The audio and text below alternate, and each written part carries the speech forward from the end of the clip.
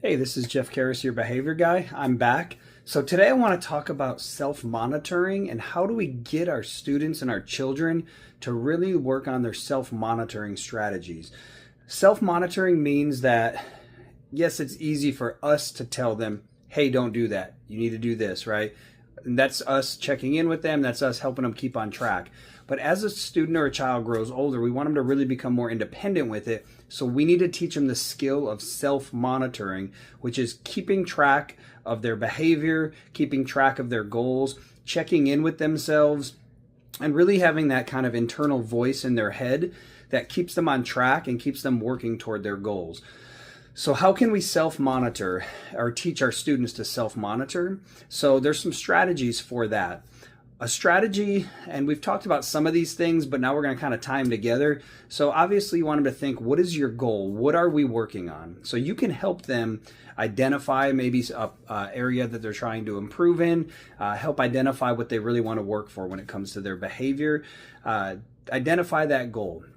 Then you might want to come up with some visuals or checklists with them to kind of help keep them on track on that goal.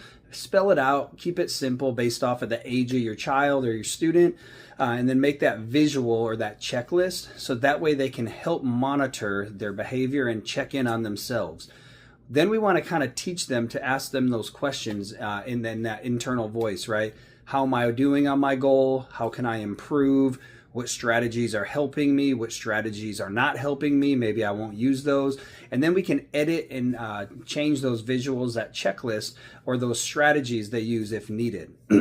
Also, when they're self-monitoring, it's good to have them kind of track their behavior or that goal somehow. So what kind of tracking sheet are they going to use? Sometimes as a teacher, what I would do is I would have a checklist or kind of a behavior chart for a student or a child.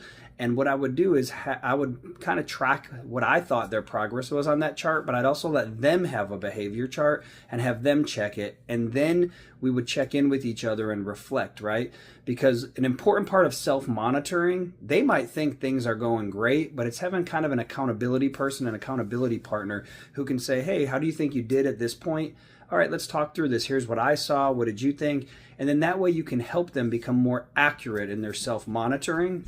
And then that way they can adjust what they're thinking, what goals, what strategies they need based off of that check-in. But really they need to become independent by using that internal voice. So that's kind of the beginnings of starting some self-monitoring and start teaching those strategies to your child or student. We will touch more on that as we go along here. All right, this is Jeff Karras, your behavior guy. I'll see you later.